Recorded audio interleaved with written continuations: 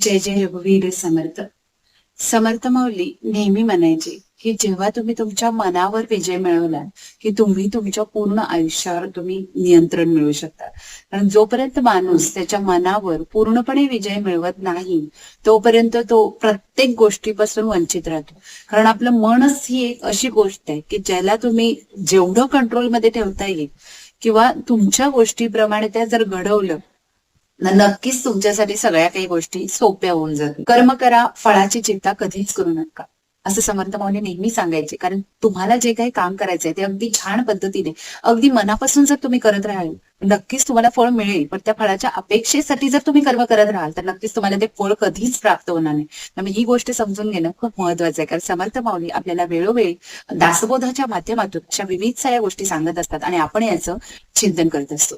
नक्कीच जर तुम्ही पहिल्यांदाच आला असाल तर नक्की माझ्या चॅनलला नक्कीच भेट द्या.